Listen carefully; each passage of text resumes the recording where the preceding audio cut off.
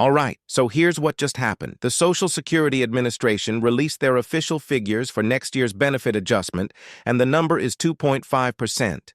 Now, before you decide whether that's good news or bad news, let me walk you through what this actually means in real dollars and cents.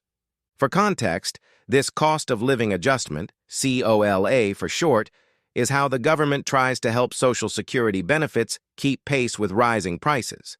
Every fall, they crunch the numbers, and every January, your check changes accordingly.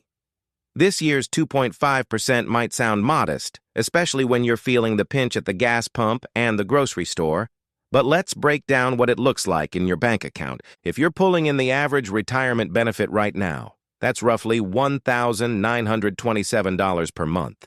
You're looking at an increase of about $48 monthly.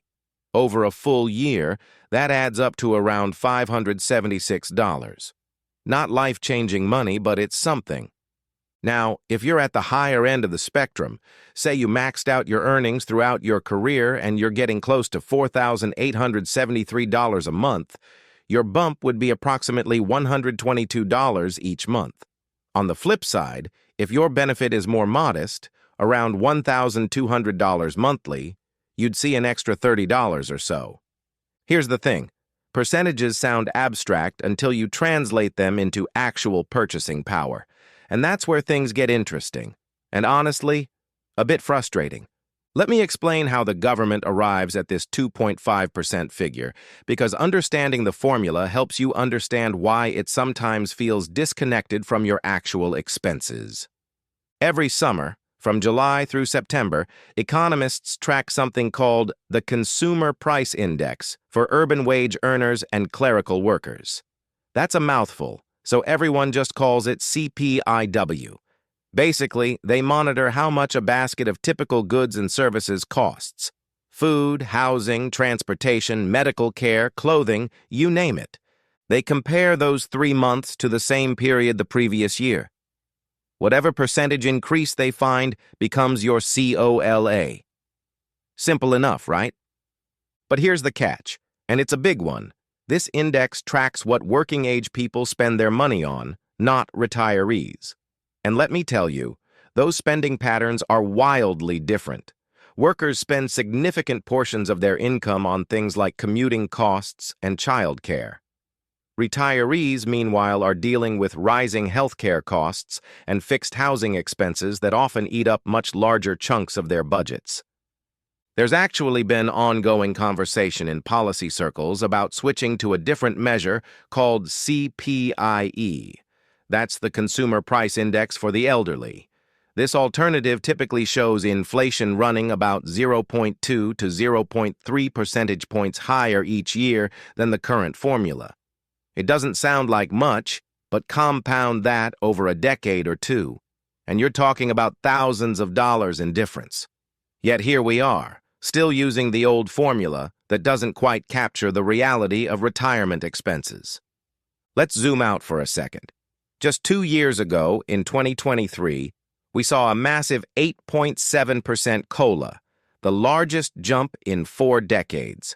That was a direct response to the inflation surge everyone felt. Then it dropped to 3.2% for 2024.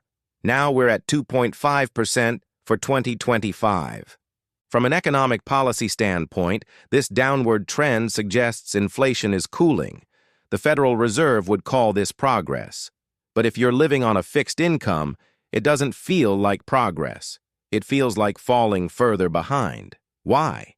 Because even when inflation slows down, prices rarely come back down. That carton of eggs that doubled in price, it stays expensive. The rent increase you absorbed last year, that's your new baseline. So while your benefit is increasing, you're really just playing catch-up with price hikes that already happened. Now here's where things get tricky, and this is crucial: Medicare Part B premiums. These premiums are automatically deducted from your Social Security check, and they typically increase every year. We don't have the final 2025 premium amount yet, but historically, these increases can eat into your COLA before you even see the benefit. Let's say hypothetically that Part B premiums go up by $10 or $15 per month. That might not sound like much, but when your total COLA increase is $48, you've just lost a quarter to a third of your raise right off the top. There is a protection called the hold harmless provision that prevents your net Social Security benefit from dropping when Medicare premiums rise. But, and this is important, not everyone qualifies. If you're new to Medicare, if you have higher income and pay IRMAA surcharges, that's income-related monthly adjustment amount, or if you pay your premiums through other means, this protection doesn't apply to you. Timing matters, so let me clarify when this adjustment kicks in. Your new benefit amount starts with your January 2026 payment, but when that payment arrives depends on your birthday. If you were born between the 1st and 10th of any month, your payment comes on the second Wednesday of January. Born between the 11th and 20th, third Wednesday. Born between the 21st and 31st, fourth Wednesday. If you receive Supplemental Security Income, SSI, your payment typically arrives on the 1st of the month, or if that falls on a weekend, the last business day before. So your January SSI payment would likely show up on December 31st, 2025. So what can you actually do with this information? Because knowledge without action doesn't pay the bills. First, expect an official notice from Social Security in December. Don't ignore it. Open that letter and verify the numbers. Check your gross benefit, check the deductions, and make sure your net amount makes sense. If something looks off, don't wait. Contact Social Security immediately. You can do this through your online My Social Security account, which is much faster than sitting on hold for hours. Second, think strategically about this increase. I like to suggest splitting any benefit increase into 3 categories: essentials, security, and quality of life. Essentials cover your must-haves: groceries, utilities, medications.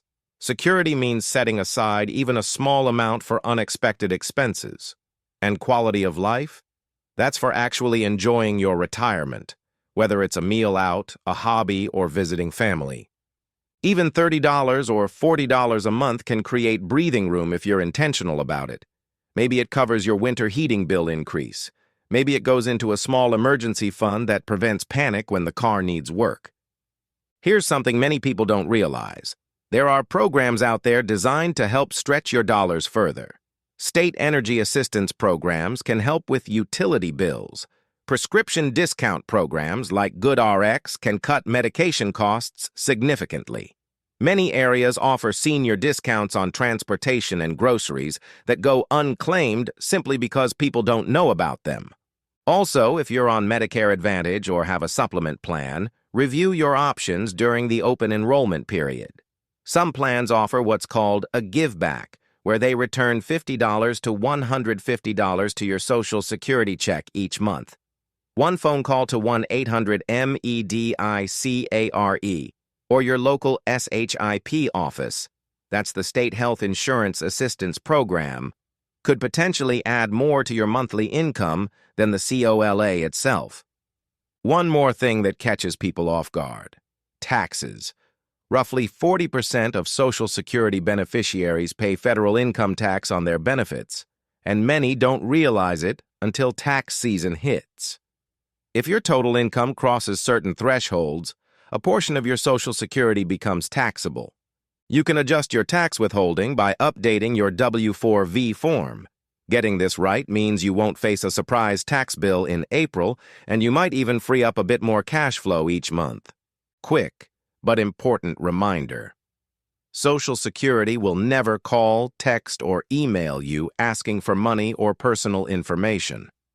If someone contacts you claiming to be from Social Security and asking for payment to speed up your COLA or release your check, that's a scam.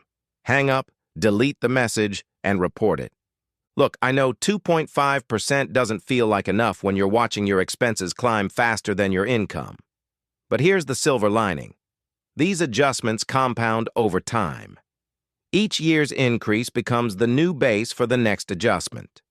Retirees who've been receiving benefits for 15 or 20 years often have significantly higher payments than when they started, precisely because of this compounding effect. This isn't just about 1 year's adjustment. It's about maintaining your standard of living over the course of what could be a 20, 30, or even 40-year retirement. Every percentage point matters in that bigger picture. So there you have it, the complete breakdown of the 2025 Social Security COLA. Yes, it's 2.5%. Yes, it's real, and yes, it's coming in January. Will it solve all your financial challenges? Probably not. But understanding exactly how it works, when you'll get it, and how to maximize its impact gives you control in a system that can often feel overwhelming. The key takeaway here is this: stay informed, plan ahead, and use every tool at your disposal. Whether you're the one receiving these benefits or you're helping a family member navigate this system, knowledge is power. If you found this breakdown helpful, do me a favor. Hit that like button, subscribe to Buck Breakdown if you haven't already, and turn on notifications so you don't miss our next deep dive. We cover everything from economic policy to government programs to the business decisions that affect your daily life. Drop a comment below and let me know. Are you satisfied with this year's adjustment?